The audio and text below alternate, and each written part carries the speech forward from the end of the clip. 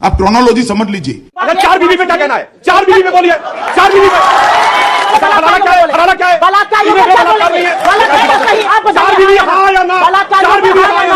महात्मा गांधी को महात्मा नहीं बोलूंगा क्योंकि यह हिंदू उपाधि है। तो वो गांधी जी को कभी महात्मा गांधी या बापू नहीं बोलता, हमेशा मिस्टर गांधी बोलता है। आज अभी भी गोडसे के हथियारों के साथ खड़े रहते हैं। आज अभी भी जब गांधी के साथ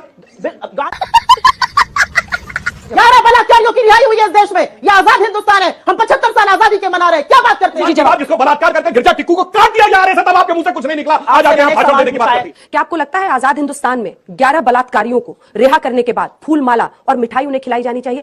चलिए शुरू करते हैं। आप ताली बजा रहे हैं। बिल्किस बानो के 11 बलात्कारियों को छोड़ा गया। अंजना जी, हम लोग आए थे सावरकर पर बात करने और घूम फिर के सुई वहीं पहुंच जाती है। एक मिनट सुनिए, बड़ी समस्या है। जिस विषय पर बहस हो रही है उस पर बहस करिए। बात तो सही है।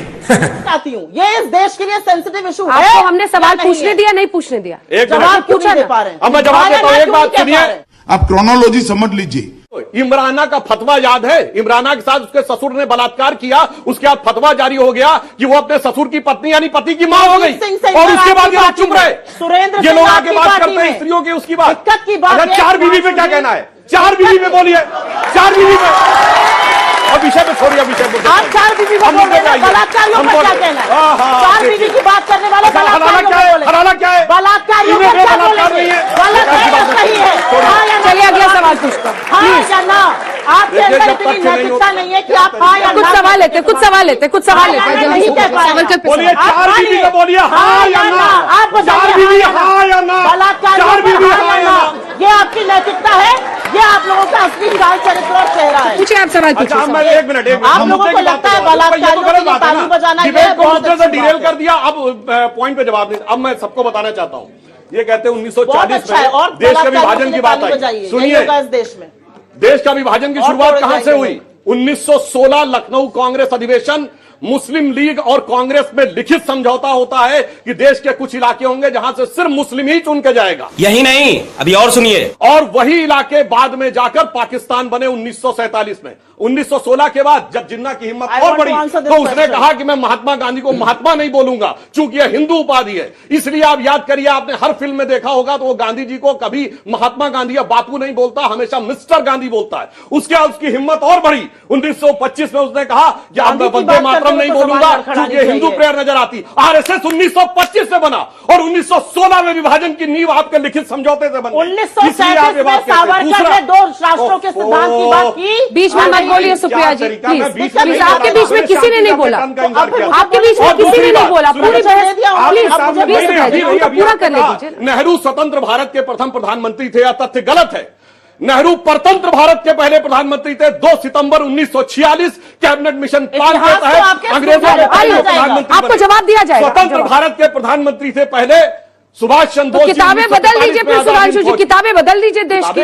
हम लोगों ने क्या पढ़ा है? मैं गलत बोल रहा हूं क्या? 2 सितंबर 1946 को कैबिनेट मिशन प्लान के तहत किताबों में क्या लिखा है? बच्चों को फिर क्यों गलत पढ़ा तो है? अगर किताब में झूठ पढ़ाया गया है तो कर रहे हैं सर आप। ये बात कोई भी जाके चेक कर सकता है। सुप्रिया जी, आप जवाब दे दीजिए इसका। उसके अरे भाई, आप इतने फैक्ट को डिनाई करेंगी? कैबिनेट मिशन की सरकार 1946 में बन गई थी और इतना ही नहीं।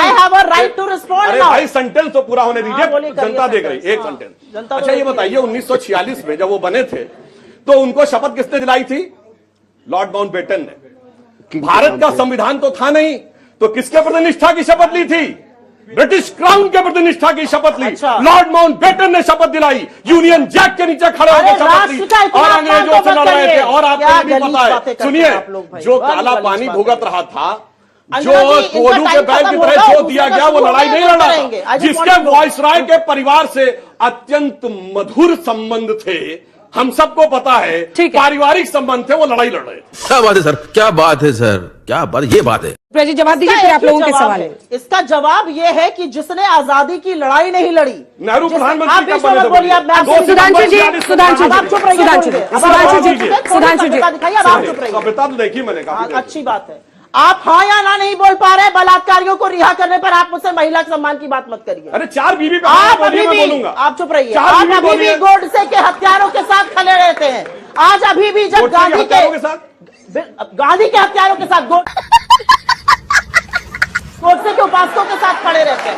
और मैं एक बात और बोलना चाहती हूँ यहाँ पर, यहाँ पर उल जलूल की बात करके तथ्यों को प्रेजेंट करना अगर इतना खराब था, श्यामा प्रसाद मुखर्जी जी क्यों बने थे उस गवर्नमेंट में मंत्री? नहीं बनना चाहिए था उस गवर्नमेंट में। नहीं थे 46 की सरकार में। जब गांधी जी ने 1942 का क्विट इंडिया मूवमेंट, करो या मरो भारत छोड़ो आंदोलन लॉन्च किया, तो श्यामा प्रसाद मुखर्जी ने चिट्ठी लिखी अंग्रेजों को कैसे इसका दमन किया जाए, कैसे इसको दबाया जाए। कांग्रेस की प्रांतीय सरकारों ने इस्तीफा 1939 में दे दिया था। श्यामा प्रसाद मुखर्जी मुस्लिम लीग के साथ मिलकर सिंध में, बंगाल में, नॉर्थ वेस्ट फ्रंटियर प्रोविंस में क्यों चलाते रहे सरकारें? आज देश आपसे यह जानना चाहता है। अच्छा, लेकिन मैं 100 बात की एक बार फिर उस बात पर आऊंगी, क्योंकि भाजपा इससे नहीं बच सकती है। आप हां या ना में जवाब नहीं दे सकते। आपके चुने हुए वहां पर एमएलए कह रहे रिहा करो इनको। एक एमएलए आके करता है बलात्कारी ब्राह्मण है, ये संस्कारी लोग हैं। कौन सा समाज इस देश में, कौन सी लड़की और कौन सा लड़का इस देश में बलात्कारियों की रिहाई पे ताली बजा सकता है? मुझे दुख होता है इस बात का, और बहुत दुख होता है। मैं एक महिला हूं, यहां पर बैठी हुई सारी महिलाओं से पूछती हूं, अगर बिल्किस बानो ना होती, उसका नाम खैर नहीं होता, तो क्या तब भी ताली बजाते? सुधांशु जी उसका जवाब। 11 बलात्कारियों की रिहाई हुई है इस देश में। यह आजाद हिंदुस्तान है, हम 75 साल आजादी के मना रहे हैं। क्या बात करते हैं हम लोग? सुधांशु जी, नारी के सम्मान की बात सुधांशु जी इसका जवाब दीजिए। नारी के सुधांशु जी सम्मान की जवाब। बात, जिसको बलात्कार करके गिरजा टिक्कू को काट दिया गया रहे से, तब आपके मुंह से कुछ नहीं निकला। आज आके आप भाषण देने की बात करती। अब मैं मुद्दे की एक बात नहीं दे सकते हैं, ये आप जानते हैं। मैं एक बात कहना चाहता हूं, इनके मुंह से एक सेंटेंस निकला, आप सबने याद किया। कांग्रेस की प्रोविंशियल असेंबलीज की सरकारों ने 1939 में रिजाइन किया। ये 1937 में जब सरकारें बनी थी तो किसके प्रति निष्ठा की शपथ लेके बनी थी?